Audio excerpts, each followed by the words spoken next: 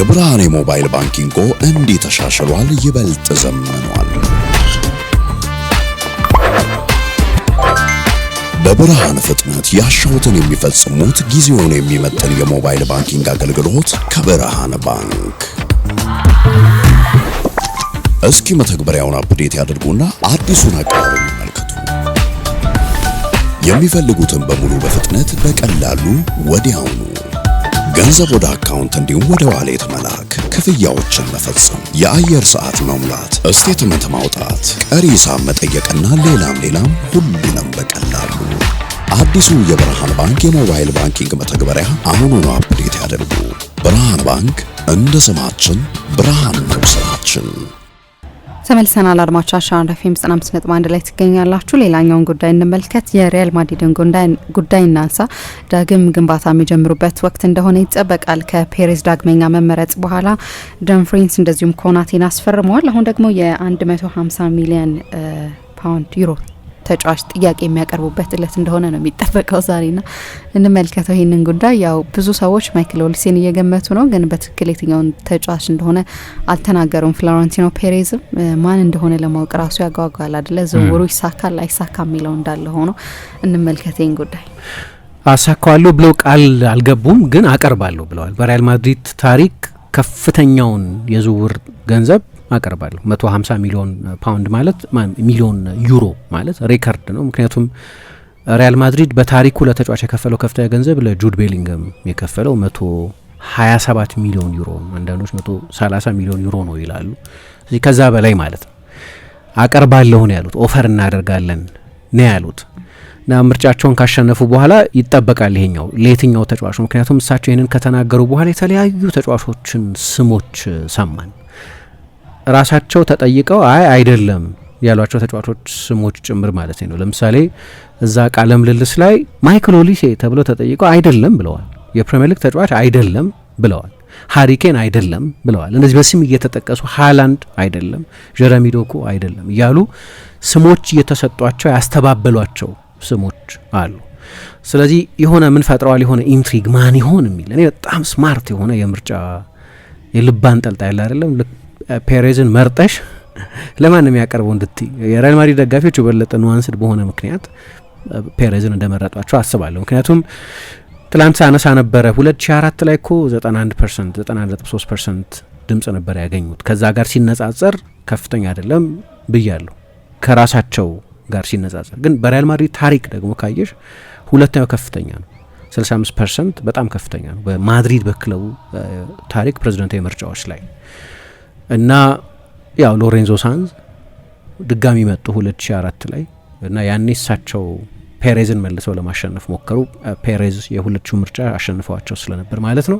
ፔሬዝ ተወዳድረዋል ከ1990 ያልተሳካላቸው ፖለቲከኛ ናቸው። ሁሌ ፓወር ፍላጎት ነበራቸው ፍሎረንቲኖ ፔሬዝ እና በጣም ጥብቅ የሪያል ማድሪድ ደጋፊ ናቸው። የሪያል ማድሪድ ፕሬዝዳንት መሆን በስፔን ካሉ ግዙፍ ኢንስቲትዩሽኖች መካከል አንዱ ፕሬዝዳንት መሆን ነው። በሆነ መንገድ ፖለቲካ ስልጣን ልትዩ ትችላለች። መልኩም ፖለቲካዊ የምርጫ ቀስቀሳ የሚመስል እና ሎሬንዞ ሳንዝን በዛ አይነት ከፍተኛ ድምጽ አሸነፉ። እሱ ነበር ሬከርዱ።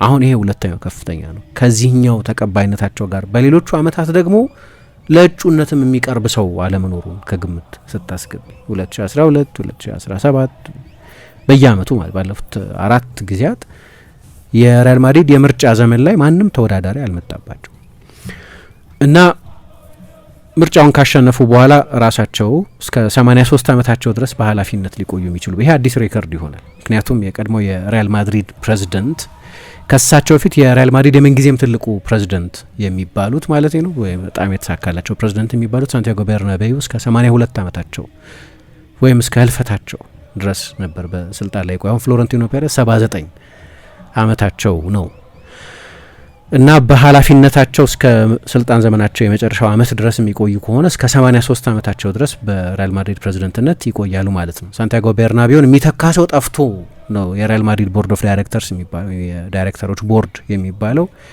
የቤርናቤውን ተተኪ ማግኘት ባለመቻሉ ምክንያት ሰውየው ስልጣናቸው ላይ ህይወታቸው አለፈ የሪያል ማድሪድ ፕሬዝዳንት እያሉ ማለት ነው። አሁን ፔሬዝ እንግዲህ ምንድነው የሚሉት የ16ኛውን ሳናመጣ እንቅልፍ የለን ማለት 16ኛውን ቻምፒየንስ ሊግ ሳናሸንፍ እንቅልፍ እረፍት የለንም እና ይህንን ቡድን የሪያል ማድሪድ ግብ ሁልጊዜ ቻምፒየንስ ሊግ ነው እንደሚታወቀው እና ፔሬዝ ደግሞ በዚህ በጣም በጣም በጣም ተሳክቶላል። ከቤርናቤው በላይ ቻምፒየንስ ሊግ ያሸነፈው ፕሬዚደንት መሆናቸው ነው። እንግዲህ 7 ቻምፒየንስ ሊጎች አሸንፈዋል። 2002 ላይ የመጀመሪያ የፕሬዚደንትነት የስልጣን ዘመናቸው ላይ ያሸነፉት ሲደመር አሁን ደግሞ ከ2014 በመለስ ያሸነፏቸው 6 የቻምፒየንስ ሊግ ድሎቻቸውን ጨምሮ አሁን 16ኛውን የሚጠብቋቸው የቤት ስራዎች አሉ። ለምሳሌ አንደኛው የዚህ የ5% ሪፈረንደም ነው።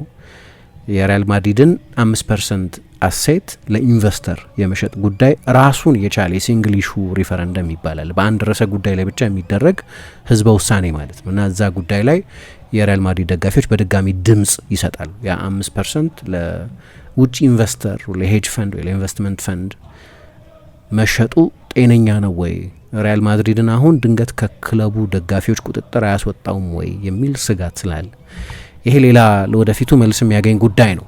ግን ሜዳ ውስጥ ምንም ጥያቄ የለውም የፕሬዝዳንታዊ ምርጫ ከመደረጉ በፊትም ቡድኑን እንደገና መልሰው መገንባት ጀምረዋል። የአሰልጣኝ ቅጥር ተፈጽሟል። ጆዜ ሞሪኞ በይፋ የሪያል ማድሪድ አሰልጣኝ ናቸው። እርግጠኛ አይደለሁም በዚህ ሳምንት ዛሬም ሲባል ነበር በይፋ የሪያል ማድሪድ አሰልጣኝ ሆኖ መሾማቸው ለህዝብ ይገለጻል ማለት ነው። በቤርናቤው ለሁለተኛ ጊዜ ከ2010 እስከ 2013 የሪያል ማድሪድ አሰልጣኝ ነበሩ። 2 ትልልቅ ዋንጫዎች አሸንፈዋል። ላሊጋና ኮፓ ዴል ሬ አሸንፈዋል። የሪያል ማድሪድ አሰልጣኝ በነበሩበት ጊዜ በነዛ 3 አመታት የፍሎረንቲኖ ፔሬዝ አስተያየት ፔሬዝ ብዙ ጊዜ አሰልጣኞችን ለማክበር ይቸግራቸዋል ይባላል። ሙሉ ክብር ለመስጠት ይቸግራቸዋል። ግን በጣም በልዩ ሁኔታ ከሚያከብሯቸው ከአሰናበቷቸውም ከተለያዩም በኋላ ከሪያል ማድሪድ ከለቀቁም በኋላ ግንኙነታቸውን እንደዛው ካስቀጠሏቸው ሰዎች ከጥቂት አሰልጣኞች ከጥቂት የቀድሞ የሪያል ማድሪድ አሰልጣኞች መካከል አንደኛው ጆዜ ሞሪኞ ናቸው ይባላል እና ምንድነው የሚሉት ፍሎረንቲኖ ፔሬዝ የሪያል ማድሪድን ተፎካካሪነት የመለሰ ነው። ቻምፒየንስ ሊግ አላሸነፍንም ከሱ ጋር ግን ከዚያ በኋላ ላሸነፍናቸው ቻምፒየንስ ሊጎች መሰረት የጣለ ሰው ነው። ምክንያቱም በአመቱ ነው ካርሎ አንቸሎቲ ቻምፒየንስ ሊግ ያሸነፉት። ሞሪኞ የለቀቁት 2013 ላይ ነው ወደ ቼልሲ የሄዱት። አንቸሎቲ 2013 ላይ እሳቸውን ተከተው መጡ። 2013-14 የውድድር ዘመን መጨረሻ ላይ ሪያል ማድሪድ ከ12 ዓመት ቆይታ በኋላ ቻምፒየንስ ሊጉን አሸነፈ። በመካከል ከአንቸሎቲ የሁለተኛ ሲዝን ያለ ዋንጫ የውድድር ዘመኑን ማጠናቀቅ በኋላ ደግሞ እሳቸውን አሰናበቷቸውና ቤኒቴዝ መጡ። የቤኒቴዝ ኤክስፐሪመንት አልሰራም። ስለዚህ ዚዳን ተሾመ። ዚዳንም ያሸነፋቸው 3 ቻምፒየንስ ሊጎች ነበሩ እና ከዛ በኋላ ላገኘናቸው የቻምፒየንስ ሊግ ድሎች በ10 ዓመት 6 ዩሮፒያን ካፕ ወይም 6 ቻምፒየንስ ሊግ አሸንፈናል እና ያንን የኛን በኋላ በቻምፒየንስ ሊግም ጭምር ላይ የታየ ተፎካካሪነትን የመለሰልን እሱ ነው ብለው ያምናሉ። እና ሪያል ማድሪድ እንደምታውቂው ብዙ አሰልጣኞች አያቆይም እና በንጽጽር ሞሪኞ ረጅም ጊዜ በሪያል ማድሪድ አሰልጣኝነት ከቆዩት መካከል ናቸው። ከ1990 ወዲህ ወይም ባለፉት 36 ዓመታት ለተከታታይ ቀናት ረጅም ጊዜ በአሰልጣኝነት የቆዩት ካርሎ አንቸሎቲ ናቸው። 1454 ቀናትን ቆይተዋል ባለፈው በአሎንሶ እስኪተኩ ድረስ። ከዛ ቪሴንቴ ዴል ቦስኬ 1314 ቀናት፣ ጆዜ ሞሪኞ 1097 ቀናት ቆይተዋል እና በቅርብ ዓመታት ብቻ ሳይሆን ባለፉት 3 አስርት ዓመታት በሪያል ማድሪድ አሰልጣኝነት ረጅም ጊዜ ከቆዩት መካከል አንደኛው ናቸው። በፔሬዝ ዘመን ነው ግን ያ የሆኑ አንቸሎቲም እሳቸውን በፔሬዝ ዘመን ነው የቆዩት እና 2 ተከታታይ ዓመታት ቡድኑ ዋንጫ አልወሰደም ነበር። በእርግጥ ማኑኤል ፔሌግሪኒ ምሳ እድለኛ አልነበሩ። ምክንያቱም ቡድናቸው 99 ነጥብ ሰብስቦ ነበር የጨረሰው የነ ሮናልዶ የመጀመሪያው ሲዝን ማለት ነው እና ኖርማሊ በ99 ነጥብ ዋንጫ መውሰድ አለብሽ አይደል? የላሊጋ ዋንጫ መውሰድ አለብሽ፣ ግን በቂ አልነበር። ምክንያቱም ያ ደግሞ የባርሰሎና ታሪካዊ ቡድን የነበረው የጓርዲዮላ የመጀመሪያ ሲዝን 3 ዋንጫዎች የወሰደው ቡድን ስለነበር ከኃላፊነት እንዲነሱ ሆነዋል። የመጨረሻው የበርናርድ ሹስተር ሲዝንም ላይ ሪያል ማድሪድ ዋንጫ አላሸነፈም። 2 ዓመት ዋንጫ ያልወሰደን ቡድን ነው የተረከቡት። ዋንዴ ራሞስ ማነው ሹስተር ከተሰናበተ በኋላ ራሞስ ለተወሰኑ ጊዜያት አሰልጣኝ ነበሩ። የቀድሞ የሴቪያ በእንግሊዝም የቶተናም አሰልጣኝ የነበሩት ማለት ነው። የፔሌግሪኒም ሲዝን ፔሬዝ የመጀመሪያው ሲዝን ነው። ቬንገርን ነበር ያኔ ለማምጣት የሞከሩት፣ አልተሳካም። በኤሚሊዮ ቦትሬጌኞ መሰለኝ ስፖርት ዳይሬክተር የነበረው ያን ጊዜ። አሁን ተመልሰው መጥተዋል። ከዛ በኋላ 6 የተለያዩ ቡድኖችን አሰልጥነዋል ከሪያል ማድሪድ ከለቀቁ በኋላ ከ13 ዓመታት በፊት ማለት ነው። ቼልሲን፣ ማንቸስተር ዩናይትድን፣ ቶተንሃምን፣ ሮማን፣ ፌነርባቼን፣ በቅርብ ጊዜ ደግሞ ቤንፊካን አሰልጥነዋል። ያንን የሪያል ማድሪድ የአሰልጣኝነታቸውን ጊዜ በተመለከተ ሲናገሩ በጣም ፈታኝ ነበረ፣ ኢንቴንስ የነበረን አንዳንድ ጊዜም አመፀኝነት የሞላበት ወቅት ብለው ነው ጆዜ ሞሪኞ የሚገልጹት። ያንን ጊዜ ተመልሰዋል። ስለ ሞሪኞ እናነሳለን ጥቂት ነጥቦች፣ ግን ደግሞ ተጨማሪ 2 ተጫዋቾችም አምጥተዋል ሪያል ማድሪድ። ሁለቱም የመከላከል ተጫዋቾች ናቸው። አንደኛው ኢብራሂማ ኮናቴ ነው ከሊቨርፑል፣ ሁለተኛው ዴንዝል ደምፍሪስ ነው ከኢንተር ሚላን። 27 ዓመቱ ነው ኮናቴ። በሊቨርፑል የሚቆይ ይመስል ነበር። በጠቅላላው በውድድር ዘመኑ በጣም መጥፎ የውድድር ዘመን ያሳለፈ ቢሆንም እንደምታውቂው ሊቨርፑል የፕሪሚየር ሊግ ሻምፒዮን በሆነበት የውድድር ዘመን የእሱ ቤስት ሲዝን ነበር። ግን እንደ ብዙዎቹ የሊቨርፑል ተጫዋቾች ሁሉ ይሄኛው የውድድር ዘመን ለኢብራሂማ ኮናቴም በጣም አስቸጋሪ አመት ነበር። በዛው ይቆያል የሚል ግምት ነበር፣ ግን በኮንትራት ማራዘሙ ጉዳይ ላይ ከመርሲሳይዱ ክለብ ጋር መስማማት ላይ መድረስ አልቻለም። ስለዚህ በቅርብ አመታት ሪያል ማድሪድ በተለይ የመከላከል ተጫዋቾችን በተመለከተ የሚከተለውን የዝውውር ፖሊሲ እዚህ ተጫዋችም ላይ በድጋሚ ተግብሮታል። በነጻ ተጫዋቾችን ፍሪ ኤጀንት የሆኑ ተጫዋቾችን ማምጣት ማለት ነው። ጁን 30 ነው ከሊቨርፑል ጋር ያለው ኮንትራት የሚጠናቀቀው በይፋ ማለት ነው፣ ግን ያው ፍሪ ኤጀንት ነው። በቅርብ አመታት ባየር ሙኒክ ውስጥ የነበረውን ዳቪድ አላባን፣ ከቼልሲ አንቶኒዮ ሩዲገርን፣ ከሊቨርፑል ትሬንት አሌክዛንደር አርኖልድን በተመሳሳይ ሁኔታ ነው የወሰዱት። በኋላ ትሬንት አሌክዛንደር አርኖልድን ቀደም ብለው ለመውሰድ ለዓለም የክለቦች ዋንጫ ለማስመዝገብ በመፈለጋቸው ምክንያት 10 ሚሊዮን ፓውንድ ከፍለዋል ለሊቨርፑል። ግን ቴክኒካሊ ነጻ ዝውውር ነው። የ70 ሚሊዮን የ60 ሚሊዮን ተጫዋች ተብሎ የሚጠቀስ ስለነበር። ሁለተኛ ደምፍሪስ ነው። 30 አመቱ ነው። የቀይ መስመር ተከላካይ ነው። 20 ሚሊዮን ከፍለዋል። 5 በጣም የተሳካለት የውድድር ዘመን አመታትን ኢንተር ሚላን አሳልፏል እና አሁን ግን የሚጠበቀው ትልቁ ዝውውር ያው እንግዲህ የ150 ሚሊዮን ዩሮ የሚባለው ዝውውር ነው። ብዙ ሲነገር የምንሰማው የማይክል ኦሊሴን ስም ነው። ምንም እንኳ አሰልጣኙ ፕሬዚደንቱ ፍሎረንቲኖ ፔሬዝ ጋዜጠኛው በጠየቃቸው ጊዜ ማይክል ኦሊሴ ወይስ ሃሪኬን ብሎ ሲጠይቃቸው ሁለቱም አይደሉም ብለው መልሰዋል። ከባየር ሚኒክ ጀረሚ ዶኩ ወይም ሃላንድ ሁለቱም አይደሉም ብለው መልሰዋል። በስም ተሰጧቸው ሊስቶች ነው ዲናይ ሲያደርጉ የቆዩት። ከዛ ሊግም ጭምር ከኢኩዌዥኑ አውጥቷል። ፕሪሚየር ሊግ አይደለም ብለዋል። ሰዎች ወዲያው የሄዱት ወደ ሁለቱ የፓሪስ ሳን ጀርማን አማካዮች ወደ ቪቺኛና ጆአው ኔቬስ ወይ ወደ ጆዜ ሞሪኞ የሀገር ልጆች ማለት ነው። እና እሳቸው ያሉት መጀመሪያ እንግዲህ ይሄ ተጫዋች የሚጫወትበትን ክለብ ማነጋገር ነው እና የምናስፈርመው ተጫዋች ወይም ይህንን ገንዘብ የምናቀርብበት ተጫዋች ኤክሳይትመንት የሚጨምር ተጫዋች ነው ብለዋል። የሪያል ማድሪድ ተጫዋቾች ነው የሚመለሱ ተጫዋቾች አሉ። አንደኛው ኤንድሪክ ነው ከሊዮን በጣም የተሳካለት የሁለተኛ የውድድር ዘመን አጋማሽ ነው ያሳለፈው። ለብራዚል ብሔራዊ ቡድንም ተጠርቷል። 19 ዓመቱ ነው ገና። ሁለተኛ የኒኮ ፓዝን ከኮሞ መልሶ ማምጣት ነው። ኒኮ ፓዝ በተለይ የሚመጣ ከሆነ የማይክል ኦሊሴን የማስፈረምን አስፈላጊነት ኢሬሌቨንት ያደርገዋል። ምክንያቱም ሴሪያውን ፌዴሪኮ ዲማርኮ በጣም አስደናቂ ውድድር ዘመን አሳልፏል። ይገባኛል። በጣም ብዙ 25 አሲስቶች ነበሩት በሲዝኑ በሙሉ። በጣም ለዊንግ ባክ ማይታመን ቁጥር ነው። ግን ለእኔ ኒኮ ፓዝ ነው የሴሪያው ቤስት ተጫዋች የነበረው በተጠናቀቀው የውድድር ዘመን። በሴስክ ፋብሪጋዝ ቡድን ውስጥ የፋብሪጋዝ ቡድን ደግሞ እንደምታውቂው ለቻምፒየንስ ሊግ አልፏል እና ያለዚህ ተጫዋች ያንን ማድረግ አይችሉም ነበር። እሱን መልሰው የማምጣት ጉዳይ ይፋ አልተደረገም። ግን ሪያል ማድሪድ በ9 ሚሊዮን ዩሮ ብቻ መልሶ ማምጣት ይችላል። በገበያ ቢሸጥ ቶተናም አምና ብቻ 70 ሚሊዮን አቅርቦ ነበር በዚህ ተጫዋች። ግን ሪያል ማድሪድ የባይባክ ክሎዝ አለው። መልሶ ተጫዋቹን በዛው በ9 ሚሊዮን ዩሮ ብቻ የማስፈር አንድ አመት ቢቆይ 10 ሚሊዮን ዩሮ ነው የሚሆነው። ስለዚህ ለሪያል ማድሪድ በጣም በርካሽ አምጥተውት ሁሉ በውድ መሸጥ ይችላሉ ባይጠቀሙበት። በጣም ትልቅ ኢንቨስትመንት ነው። ግን ለቡድን ስብስቡም ቢሆን ይሄ አርጀንቲና ብሔራዊ ቡድን ተጫዋች ነው። ድህረ ሜሲ የሜሲን ቦታ ይረከባል። አዲሱ ሜሲ ነው እያልኩ አይደለም፣ ግን የሜሲን ቦታ ይረከባል ተብሎ ብዙ የሚነገርለት ትልቅ ተሰጥኦ ነው።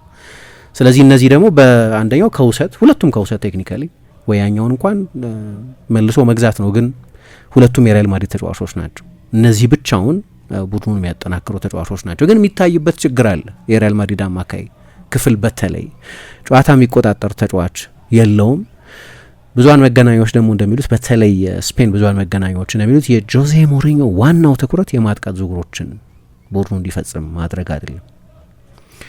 ዋናው ችግር ምንም እንኳ ለምሳሌ በቪኒሺየስና በምባፔ መካከል ያለው የሜዳ ውስጥ ኬሚስትሪ ከዚህ መሻል አለበት። 2 ሲዝን አብረው ተጫውተዋል። ግን በሁለቱም የውድድር ዘመናት በጣም የተዋጣለት የሜዳ ውስጥ ኬሚስትሪ፣ መግባባት፣ ቅንጅት፣ ውህደት ፈጥረዋል ማለት ያስቸግራል እንዲያውም ቪኒሽስ ጥሩ የተጫወተባቸው ጨዋታዎች እምባፔ በተለያየ ምክንያት ሜዳ ውስጥ ያልነበረባቸው ጨዋታዎች ነው። በሁለቱ መካከል ችግር ኖሮ ሳይሆን ግን ሁለቱ በጣም ተመሳሳይ ዝንባሌ አጫወት ያላቸው ተጫዋቾች በመሆናቸው ምክንያት ነው። ለዚህ ነው አንዳንድ ብዙሃን መገናኛዎች አንቼሎቲ እምባፔን አልፈለጉትም ነበር። ምክንያቱም ቪኒሽስ ያንን የባሎን ዶር ሲዝን ያሳልፈው ያለ እምባፔ ነው። እየሰራላቸው ነበር ያ ጉዳይ። እምባፔ እንደ ተጫዋች በእርግጠኝነት እንደ አንቼሎቲ አይነት አሰልጣኝ ያደንቀዋል። ኦፍኮርስ ግን የሆነ ተጫዋች ስለምታደንቂው ሳይሆን ለቡድኑ ዳይናሚክስ ምን ማለት ነው የሚለው ነው ከግምት የምታስገቢው። እና ለዚህ ነው እሳቸው እንደ ሃሪኬን አይነቱን ተጫዋች ይፈልጉ ነበር የተባለው። ሃሪኬን ከእምባፔ በጣም የተለየ ተጫዋች ነው። አንድ አይነት ተጫዋቾች አይደሉም። ሁለቱም 9 ቁጥሮች በሚል ጥቅል ብየና የሚበየኑ ቢሆንም ስለዚህ ያ ስራ አለባቸው። ኦፍኮርስ የቡድኑን የማጥቃት ኬሚስትሪ ማሻል አለባቸው አሰልጣኝ ጆዜ ሞሪኞ። ግን ከሁሉ በላይ አሰልጣኙን የሚያሳስባቸው ባለፉት 2 ሲዝኖች ላይ የታየው የመከላከል ችግር ነው። በቀጥታ ከቡድን ሚዛን ጋር የሚገናኝ ነው። በእርግጥ ከፊት ያሉትንም ተጫዋቾች የሚመለከት ነው። መከላከል የቡድን መከላከል ማለት ነው። የመከላከል ተጫዋቾች ስራ ብቻ፣ የተከላካይ መስመር ተጫዋቾች ስራ ብቻ አይደለም። እና ሪያል ማድሪድ በ2023-24 የውድድር ዘመን 55 ጨዋታ ነበር ያደረገው። ላሊጋውን 1 ጨዋታ ብቻ ተሸንፎ ቻምፒየንስ ሊግ ምንም ጨዋታ ሳይሸንፍ ነበር ያሸንፉ ሻምፒዮን የሆነው። 55 ጨዋታ አድርጎ 50 ጎል ብቻ ነበር የተቆጠረበት ምሳ በዛ የውድድር ዘመን። በሁለቱ ትልልቅ ውድድሮች 1 ጌም ብቻ ነው የተሸነፉት፣ በላሊጋም በቻምፒየንስ ሊግም። 2023-24 95 ነጥብ ነበር ቡድኑ በላሊጋ ይዞ የጨረሰው፣ በጣም ከፍተኛ ነው 95 ነጥብ። ከዛ በሚቀጥለው የውድድር ዘመን ቶኒ ክሩስ ለቀቀ፣ ኤደር ሚሊታኦ ብዙ መጎዳት ጀመረ። ከዛ በኋላ ዳቪድ አላባ ብዙ መጎዳት ጀመረ እና በእነሱ ምትክ ተጫዋቾች አላስፈረሙም። በቶኒ ክሩስ መልቀቅ ምክንያት ጨዋታ በጭራሽ ኮንትሮል ማድረግ አይችልም ሪያል ማድሪድ። በ68 ጨዋታዎች በ2024-25 የዓለም ክለቦች ዋንጫን ጨምሮ 84 ጎል የተቆጠረበት ሪያል ማድሪድ። ባለፈው የውድድር ዘመን ደግሞ በ56 ጨዋታ 64 ጎል የተቆጠረበት እና በጣም ከፍተኛ ነው። ይሄ ብዙ ሪስክ የሚወስደው ባርሰሎና እኮ የላሊጋው ቤስት ዲፌንስ ነው። የሚገርም ነው። በጣም ከፍተኛ ሪስክ ይወስዳል የሚባለው ለምን? ራፊኛ ያለ ረፍት ፕሬስ ያደርጋል አይደለም፣ ከፊት ጀምሮ ነው ቡድኑ የሚከላከለው። ግን ሞሪኞ ደግሞ ከኋላ ቡድኑን ማጥበቅ ይፈልጋሉ። ኮናቴና ደምፍሪስ ይህንን ማገዛቸው የማይቀር ነው። ግን ለኤክሳይትመንት ግን የትኛው ትልቅ ተጫዋች ነው የሚመጣው? ምክንያቱም ፔሬዝ ኤክሳይትመንት የሚወዱ ፕሬዚደንት ናቸው፣ ትልቅ ስም የሚወዱ ፕሬዚደንት ናቸው። ለዚህ ነው ከምርጫ ዘመቻዎቻቸው መካከል አንደኛው 19ኙን የሳቸውን ጋላክቲኮች ከፊጎ ጀምሮ እስከ መጨረሻው ትልቁ ሜጋ ስታራቸው እስከ ጋላክቲኳቸው እስከ እምባፔ ድረስ ያሉትን ተጫዋቾች ፎቶግራፍ ከለጠፏቸው 2 ባነሮች መካከል የሚኮሩት ባሸነፏቸው የቻምፒየንስ ሊግ ድሎችና ባስፈረሟቸው ትልልቅ ስም ያላቸው ተጫዋቾች 19ኙ ጋላክቲኮች ነው እና ይወዳሉ። 20ኛውን ጋላክቲኮ መጨመር ይፈልጋሉ። አሁን እኔ ማስፈረም ቀላል አይመስለኝም። በትልቅ ክለብ እየተጫወተ ያለን ተጫዋች ለምሳሌ የኮንትራት ጉዳይ ያለበት ተጫዋች ሆኖ ካልሆነ በስተቀር ለምሳሌ 1 ዓመት ውል ብቻ የቀረው ተጫዋች ከሆነ እና አሁን ባለበት ክለብ ውሉን ማራዘም የማይፈልግ ከሆነ ተጫዋቹን ከ6 ወር በኋላ ከየትኛውም የውጭ ሀገር ክለብ ጋር በነጻ መደራደር ይችላል። ቅድመ ኮንትራት መፈራረም ይችላል። ከ1 ዓመት በኋላ በነጻ ይለቃል። ያ እንዳይሆን ክለቦች ለመሸጥ የሚገደዱባቸው ጊዜያት አሉ። አሁን እንዲህ አይነት ተጫዋች የለም። እንደዛ ከሆነ ልታገኝ ትችላለች። ምክንያቱም አሁን ብዙዎቹ ትልልቅ ክለቦች ሻጭ የሚባሉ ትልልቅ ክለቦች አይደሉም።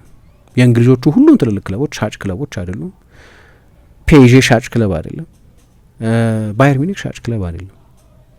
በመሸጥ የሚታወቁ ክለቦች አይደሉም። ባየር ሚኒክ እንዲያውም ከሚጸጸትባቸው ምክንያቶች አንደኛው ቶኒ ክሩስን ለሪያል ማድሪድ መሸጡ ነው። ግን ቶኒ ክሩስን ለሪያል ማድሪድ የሸጡት ቶኒ ክሩስ ኮንትራት አልፈርምም ስላለ ነው። 1 ዓመት ብቻ ስለቀረው በ25 ሚሊዮን ዩሮ ብቻ ነው የሸጡት እና ሜቢ ሪያል ማድሪድ ኢንቨስት ያደረገው ቤስቱ 25 ሚሊዮን ዩሮ እሱ ሊሆን ይችላል። ሁሉንም ቻምፒየንስ ሊግ ያሸነፉት እሱ ከመጣ 2014ቱን ከሱ በፊት ነው ያሸነፉት። ግን በጣም ትልቅ ተጫዋች ነው ለሪያል ማድሪድ እና ልክ እንደዚህ አይነት ሁኔታ ካልሆነ በስተቀር ትልልቅ ክለቦች የሚፈልጓቸውን ተጫዋቾች በቀላሉ የሚለቁ አይመስልኝም።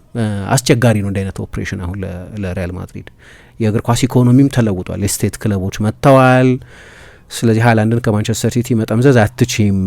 እንደ ኤንሪኮ ሪኬልሚ ሌላኛዎቹ አይ ሪሊዝ ክሎዝ አለው ምናምን ብለው ሌላ ልዩ ስፔሻል የሆነ የኮንትራት ጉዳይ ከሌለ በስተቀር በጣም አስቸጋሪ ይመስለኛል እንዲህ አይነት ተጫዋቾች ማስፈረም። በቅርብ ጊዜም እያየ ነው ያለነው አይነት አይደለም። ወይ ደግሞ አንዳንድ ረጅም ጊዜ ያገለገሉ ተጫዋቾች አሉ አይደል፣ እንደ ኤደን ሃዛርድ አይነቶቹ ተጫዋቾች በቃ ሳይክሉን ጨርሶ ቼልሲ ውስጥ በጣም የተዋጣለት ኢንዲቪጁዋል ሲዝን አሳልፎ ሊለቅ ይችል ይሆናል ከቡራኬ ጋር በቃ እናመሰግናለን ከሚል ምርቃት ጋር ሊለቅ ይችላል። ግን ሬር ነው። አሁን በቅርብ ጊዜ ማናየው እንዲህ አይነት ትልልቅ ዝውውሮች።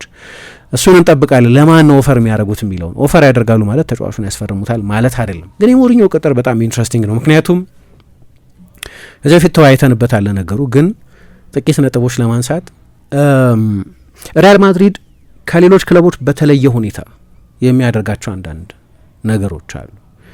ለምሳሌ የሞሪኞን ትራጀክተሪ በሌላ በማንኛውም ግዙፍ የአውሮፓ ክለብ ብታይ ለሞሪኞ ብቻ ማለት አይደለም፣ ግን አንቸሎቲም ይሰራል። አንቸሎቲን መልሰው ቀጥሯቸው ስለነበር ሞሪኞ ያን አንቸሎቲ በነበሩበት ሁኔታ እንዳሉ ተደርጎ ነው የሚቆጠረው። በቃ ይሄ ከዚህ በኋላ በላቀው ደረጃ እያሰለጠኑ ካሉ አሰልጣኞች መካከል እንደ አንዱ ተደርገው የሚቆጠረው አይደሉም። ምክንያቱም የቅርብ ጊዜ የስራ ኃላፊነቶቻቸው በፖርቱጋል ተመልሰው ቤንፊካን አሰልጥነዋል። ከዛ በፊት ፌነርባቼ አሰልጣኝ ነበሩ። ከዛ በፊት የሮማ አሰልጣኝ ነበሩ። ከዛ በፊት የቶተናም አሰልጣኝ ነበሩ። እንግዲህ ያለፉት 4 ስራዎቻቸው እንኳ ብትወስጂ ኖርማሊ ሞሪኞ ከዓለም ቤስት አሰልጣኞች መካከል በነበሩበት ጊዜ የሚረከቡት አይነት የስራ ኃላፊነት አይደለም እና አንቸሎቲም ግን በተመሳሳይ እንደዛ ከባየር ሚኒክ ከተሰናበቱ በኋላ ባየር ሚኒክ በሴፕቴምበር ነው ያሰናበታቸው። ማንም አሰልጣኝ በሴፕቴምበር ማሰናበት በጣም ትልቅ ውሳኔ ነው አይደለም አንቸሎቲ ትልቅ ሲግናል ነው ይሄ። ሴፕቴምበር ላይ ተሰናበት ወደ ናፖሊ ሄዱ። ከዛ እንግዲህ ናፖሊ ያኔ 30 ምናምን አመት አይደል ሴሪያ ሳይወስድ የቆየ ቡድን ምንም እንኳን ተፎካካሪ ያደረጉት ቢሆንም ሳሪ ከዛ በኋላ የሄዱት ወደ ኤቨርተን።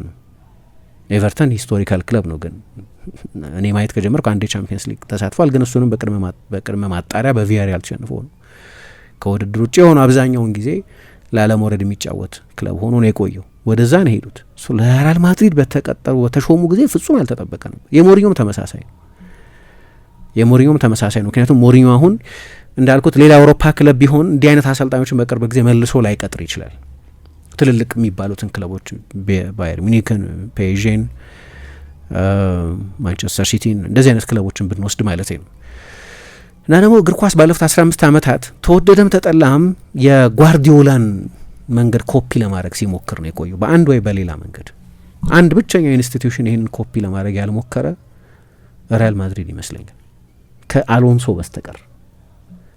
ሌሎቹ ክለቦች ይብዛም ይነስም ሞክረውታል። አብዛኞቹ ክለቦች ኦልሞስት ሁሉም ክለቦች ሁሉንም በተናጠል እያጠናሽ መሄድ ትችላለሽ። ቼልሲ ማሬስካን ቀጥሯል፣ የጓርዲዮላ ምክትል ነበር። አርሰናል አርቴታን ቀጥሯል፣ የጓርዲዮላ ምክትል ነበር። ማንቸስተር ዩናይትድ ቴንሃግን ቀጥሯል፣ የጓርዲዮላ ደቀ መዝሙር የሚባለው የባየር ሚኒክ አሰልጣኝ በነበረበት ጊዜ የባየር ሚኒክ ሁለተኛ ቡድን አሰልጣኝ የነበሩ ናቸው። እንዲህ ያለን መሄድ መጥቀስ እንችላለን። ወይ ሊቨርፑል ስሎትን በቀጠረበት ጊዜ ከክሎፕ ጋር ባላቸው ተመሳሳይነት የሚጠቀሱ ናቸው፣ ግን የፔፕ ፋንቦይ ናቸው፣ ራሳቸው የሚያደንቁት ናቸው። ባየር ሚኒክ ኮምፓኒን ቀጥሯል እንደሚታወቀው፣ ናግልስማንም ሌሎችም አሰልጣኞች። ስለዚህ ከሞላ ጎደል ባለፉት 20 ዓመታት ፔፕ በባርሴሎና ስኬታማ ከሆነ በኋላ ወይ በአንድ ወይ በሌላ መንገድ በዛ ባርሴሎና ወይ በጠቅላላው በጓርዲዮላ የኮቺንግ አይነት በሱ ፕሬሲንግ በሱ ፖሴሽን ለመጫወት የሚሞክሩ አሰልጣኞችን የመቅጠር ልማድ ነበራቸው። ወደ ኋላ ስትሄጂ ምሳሌ ለየት የሚል አንድ ክለብ ሪያል ማድሪድ ነው። በዚህ የራሱን ሞዴል ብቻ ሲከተል የቆየ ኦልሞስት አንታይ ባርሴሎና የሆነ አካሄድ ነበረው በስታይል በኩል እና መጣ አሎንሶ ያው የተለያዩ ኢንፍሉዌንሶች ያሉበት አሰልጣኝ ነው። ራሳቸው ሞሪኞ እንደሚናገሩት ግን ደግሞ ከሞላ ጎደል የሞከረው ያንን ሞዴል ነው። ያንን የባርሴሎናን የፖሴሽን የፕሬሲንግ የጓርዲዮላን መንገድ የሚባለው ለመተግበር ነው የሞከረው እና እሱ ደግሞ አልሰራም። በተለይ በመልበሻ ክፍሉ የተወሰኑ ተጫዋቾች በኩል ሬዚስተንስ ነበር። ግን ማድሪድ የሚከተለው አንድ ሌላ ነገር ምናልባት ከሌሎችም የበለጠ ልዩ የሚያደርገው አንደኛው ነገር ደግሞ ከማድሪድ ጋር ቁርኝት ያላቸው ታሪክ ያላቸውን ሰዎች መልሶ ማምጣት። ራሱ አሎንሶ የሪያል ማድሪድ አሰልጣኝ አልነበረም፣ ግን የሪያል ማድሪድ ተጫዋች ነበር። አርቤሎዋ የሪያል ማድሪድ ተጫዋች ነበር። ሁለቱም ታች አሰልጥነዋል የእድሜ ቡድኖችን።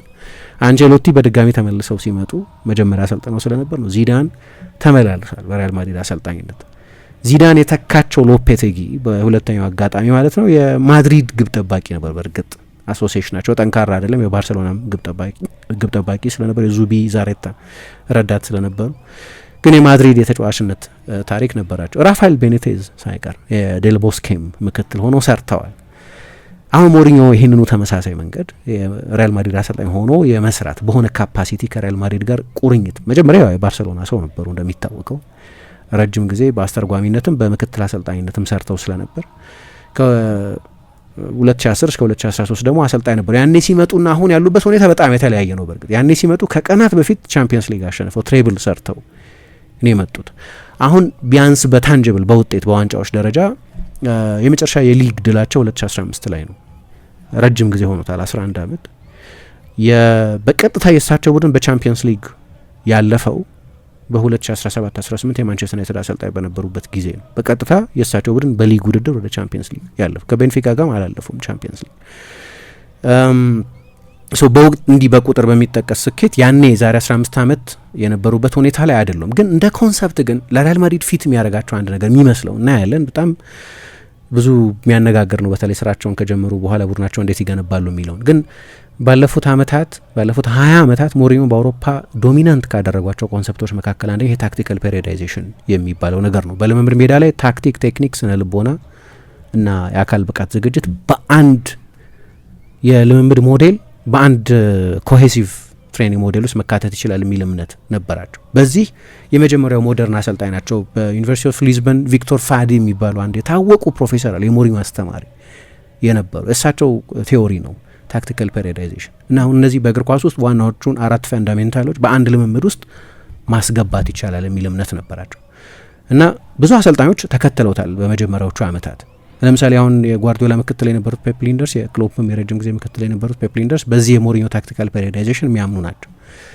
ግን ብዙዎቹ አሰልጣኞች ባለፉት 10-15 ዓመታት በጣም የተሳካላቸው ከሞሪኞ ውጭ ያሉ አሰልጣኞች ግን በእንደዚህ አይነት ፔሪዮዳይዜሽን አያምኑ። ምክንያቱም ሞሪኞ በአንድ ቃለ ምልልሳቸው ላይ ሲናገሩ በብዙ ክለቦች ውስጥ የፊትነስ ስራ በነጠላው ነው የሚደረገው እና 45 ደቂቃ በስፔሲፊክ ትሬኒንግ ሴሽን ከፊትነስ አሰልጣኝ ጋር ልምምድ ይሰራል። ይሄ ደግሞ ትክክል አይደለም። ምክንያቱም የፒያኖ ተጫዋችን ፒያኖ አጠገቡ እያለ ፒያኖ ተቀምጦ ፑሽአፕ ስራ እንዴት ትሉታላችሁ? በቃ የፒያኖ ተጫዋች ፒያኖ ነው የሚጫወተው። እግር ኳስ ተጫዋችን ከኳስ ልምምድ ወስዶ የጂም ፊትነስ ማሰራት ልክ እንደዛ ማለት ነው። ፒያኒስትን ከፒያኖ አጠገብ መውሰድ ማለት ነው። ስለዚህ አንድ ላይ መሆን አለበት ብለው ነው የሚያምኑት ጆዜ ሞሪኞ። ግን ብዙ አሰልጣኞች የማይቀበሉበት ምክንያት ይሄንን ወይም የማይከተሉበት አንደኛው ምክንያት ግን በእግር ኳስ ኦቶማቲዝም ይባላል።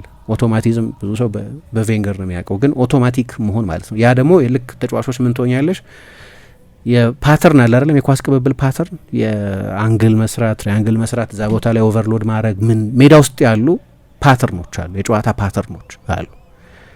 ያንን ደግሞ ማድረግ የምትችው በሬፒቲሽን የተጫዋቾቹ ሁለተኛ ተፈጥሮ እስኪመስል ድረስ ማድረግ ያስፈልጋል። እና 4ቱንም ፋንዳሜንታሎች በአንድ ልምምድ ከታጨቃ ግን ፓተርን ላይ መስራት አይቻልም። ሞሪኞ ደግሞ ስለ ፓተርን ኬር አያደርጉ፣ ስፔስ ማኒፑሌት ስለማድረግ ምናምን አይጨነቁ። እሳቸው ሌላ አይነት ሞዴል ያላቸው አሰልጣኝ ናቸው። እና በመጀመሪያ አካባቢ ሪያል ማድሪድ ተጫዋቾች ለምሳሌ ሪቮልት ሲያደርጉና ክርስቲያኖ አንድ ጨዋታ ላይ ለምንድነው ፕሬስ ማናደርገው ብሎ አሰልጣኙ ላይ ጆዜ ሞሪኞ ነበሩ አሰልጣኝ የነበሩት። ለብቻው ፕሬስ ለማድረግ ሞከረ 6 የባርሴሎና ተጫዋቾች መሀል ማለት ነው። ታክቲካዊ አመጽ ሊባል ይችላል ያን ጊዜ። ግን ደግሞ ሞሪኞ በጣም ስኬታማ የሆኑት በዛ ሞዴል ነው። እና ሪያል ማድሪድ ደግሞ ፌመስሊ ወይም ኢንፌመስሊ የፓተርኖች እግር ኳስ የሚጫወት አይደለም።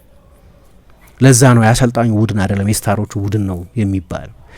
ምናልባት ለዛ ፊት ሊያደርግ ይችላል። ምክንያቱም አሎንሶ ሞከረ ያንን ሜተድ፣ ያንን የፕሬሲንግ ድሪል አሰራ፣ አሁን ያልኳቸውን ፓተርኖች ለመተግበር ሞከረ። የሚታወቅ የአሰልጣኙ አሻራ ያረፈበት ቡድን ለማድረግ ሞከረ፣ አልሆነም። ምናልባት ሞሪኞ የበለጠ ፊት ሊያደርጉ ይችሉ ይሆናል። እኔ ከሁሉ በላይ ግን መልበሻ ክፍሉ የእሳቸው አይነት ሰው ያስፈልገዋል።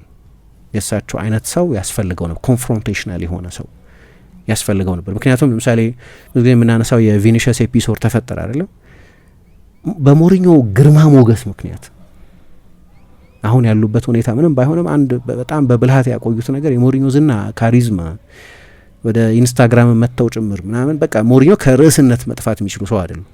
ሁልጊዜም ነበሩ ሚዲያው ላይ እንደ ድሮ አይነት የማሰልጠን ስኬት ነበራቸው እንኳ ማለት ባይቻል ግን ነበሩ። አጀንዳ ሆኖ ብዙ ጊዜ ተወያይተንባቸዋል። እኛም በሰሩባቸው ሊጎችና ክለቦች ስለ ቱርክ ሊግ እንድታወር የሚያስገድዱ አይነት ሰው ናቸው ጆዜ ሞሪኞ እና በጠቅላላው በእግር ኳስም ባሸነፏቸው ዋንጫዎች በእግር ኳስ በፈጠሩት ተጽዕኖ ምክንያት በመልበሻ ክፍሉ የግድ ይከበራሉ የግድ እና ያ የቪኒሽስ ኤፒሶድ ቢፈጠር በእርግጠኝነት ሁለት ጨዋታ ቢያንስ አይሰለፍም። ሁለት ተከታታይ ጨዋታ አይሰለፍም። ሞሪኞ ላይ ቢሆን ኖሮ ያንን ያደረገው ምክንያቱም ለአሰልጣኙ ፓወር የመስጠት ጉዳይ ስለሆነ ቪኒሽስ እንደሚፈልጉት እናውቃለን ሪያል ማድሪዶች። ኦፍ ኮርስ ሞሪኞ ይፈልጉታል ቪኒሽስን። ግን ምን ማለት ነው? ቡድኑን የመገንባት ቁልፍ ለአሰልጣኙ መስጠት ማለት ለአሰልጣኙ ፓወር መስጠት ማለት ኢምፓወር ማድረግ ማለት ነው። ያ አሰልጣን አልነበረው እና ሪያል ማድሪድ ምናልባት እንደዚህ አይነት ኮንፍሮንቴሽን አለ በመልበሻ ክፍል ውስጥ ያለ አልፋ ሜል አልፋ ማን ወይ እንደዚህ አይነት ካራክተር ይፈልጋል። ምናልባት ተጫዋቾቹ በሙሉ የሚፈሩት የሚያከብሩት ሰው ያስፈልጋል። ያው አመቱ ሙሉ ጠብ መጨረሻ ላይ ተጠናቀቀው በለየለት የልምምድ ሜዳ ድብድብ ነው እንደሚታወቀው እና አመቱን ሙሉ ግን እነዚህ ችግሮች ነበሩ እና ያ ደግሞ በጣም አስፈላጊ ይመስላል። ሞሪኞ አይነት ኮንፍሮንቴሽናል ሊደርሺፕ ነው የሚባለው ያ ሊደርሺፕ ያስፈልጋል። የአንቸሎቲ ኳይት ሊደርሺፕ ነው። ለአንቸሎቲ አስቸጋሪ ነበር የመጨረሻው ሲዝን ላይ ለአሎንሶም ኢንተርቬንሽኒስት ለሆነው ለአሎንሶ በጣም አስቸጋሪ ነበር። ስለዚህ በዛ በኩልም በጣም አስፈላጊ ቅጥር ሳይሆን አይቀርም። ግን ኢንትረስት ያደርጋል። እንዴት ነው ደግሞ ሞሪኞ ኦብሰሽን አለባቸው ይባላል ከሪያል ማድሪድ ጋር ቻምፒየንስ ሊግ ማሸነፍ፣ ራሳቸውም በድጋሚ ቻምፒየንስ ሊግ ማሸነፍ ይፈልጋሉ። የማድሪድም ኦብሰሽን 16ኛው ቻምፒየንስ ሊግ ማምጣት ነው። እንዴት እንደሚያደርጉ እናያለን። ግን ትልቅ ዜና ሊሆን የሚችል ቅጥር ነው።